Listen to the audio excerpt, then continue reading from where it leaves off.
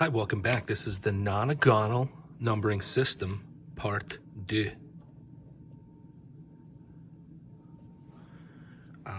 So you've had some time to digest the concept of the solfeggio frequencies.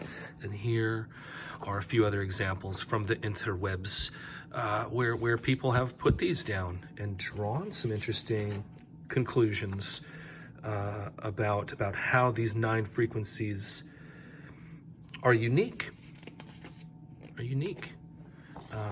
Others have tried to really decipher this nonagon in myriad of different ways. These are all just printed from the Google.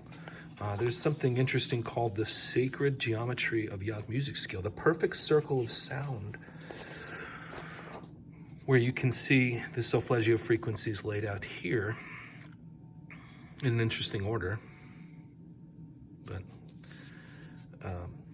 And you can see it again here. This was interesting. If you go search this guy, the pyramid scale, he calls out the solfeggios as well, and tries to kind of compare them to a musical scale, right? Because we're thinking of these now as music, I guess. But before we do, let's introduce this idea of reductionism again, where we're adding to subtract. Right, so let's talk about 174. We don't imagine we just created this. We don't really know the magnitude of 174. We don't necessarily know how to process large digits. So besides geometry, let's introduce this idea of just adding them together. Right, you've seen this before: 7 plus 4 plus 1, right? Or 1 plus 7 plus 4, 7, 8, 9, 10, 11, 12. 1 plus 2 is 3. So we could reduce this node here, node number 1, down to a 3, right? We could move to the 2, 8, 5. We'll add those together: 8, 9, 10, 11, 12, 13, 14, 15. You go, wow, we're creating numbers by adding that don't really exist yet, this idea of 15, but what we can just simply reduce that down to 6, right? So then that becomes a 6, the 3, 6, 9 comes to 18. 8 plus 1 is 9. So this becomes a 9 node, and you could see the 4, 1, 7 family group will all reduce to 3, right? The 2, 8, 5 family group, or 5, 2, 8 family group will all reduce to 6. And of course, 3, 6, 9 family group will reduce to 9s. So now we're getting into some Tesla stuff. Like he was saying, the 3s, the 6s, and the 9s,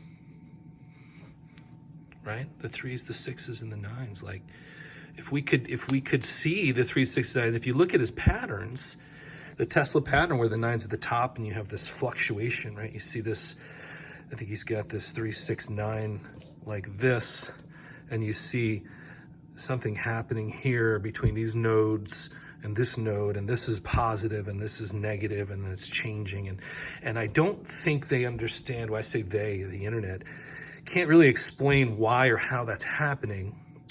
But I think if we start breaking her down to these 3, 6s, and 9s, I think you're going to find out exactly where Tesla's pattern comes from. And so to now take it to the next step, we want to go back to treating these as musical instruments, right? We're going to produce a 285 frequency and a 174 frequency. We're standing here. In one ear, we're getting the 285. In the other ear, we're getting 174. And the phenomenon that happens at this point in your brain, where your brain tries to basically add those frequencies together, but at the same time subtract them. It can decipher the difference between the two different frequencies, and that's called biaural. Kelly Howell is one of the pioneers where she's done a lot of this brain scanning under these conditions to see what happens in this hemispheric synchronization of the brain when a phantom frequency begins to develop. And it's the difference of the two. But to get them, you have to add them together. So if we look at the difference between 285 and 174, and we just simply take the 4 below that, we'll put the 7 below that, we'll take the 1, and we'll just do a simple subtraction. You can see it's 1, 1, 1. So this point to this point, if we were to compare the two, we could say that this has a difference of 111 hertz. So if we were going to play these two frequencies, our brain would develop this oscillation of 111 hertz. And they'll do that a lot with meditation, right? They want to get you to like a 7 hertz brainwave, because they've scanned these brains, and they've been able to see that if we can get the brain to oscillate around 7 hertz, right, we can get into what's called like theta, the theta brainwave. You could also increase to alpha and beta and gamma, and then going backwards, you get into delta, where you're in sleep. And this is like 0 to 3 hertz or something like that, right? So when we look at brainwave, what they're doing is they're playing like 400 hertz. They're playing like 400 hertz in one ear, and they're playing like 407 in the other ear. And then the brain hears in the middle, it hears 7 hertz. And you can start to get this oscillation of 7 hertz. You can actually hear it, but no one else can hear it but you. You gotta have like a stereo headphone scenario where you're playing independent channels. But this is the concept of this nonagon now, is to treat these like frequencies and realize that if we compare the two, we get an interesting number, 111, which could reduce, again, down to a 3. So we could say that this line connecting 174 and 285 is a 3.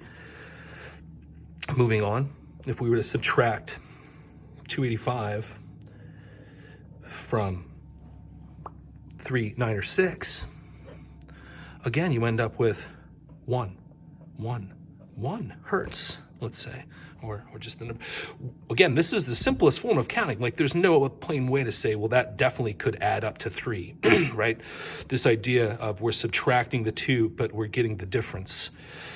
And so we'll reduce that down to a 3. So you can see now, starting here at the first note of a 3, if we just call this a pathway where we have continuity, where 3s can move, right?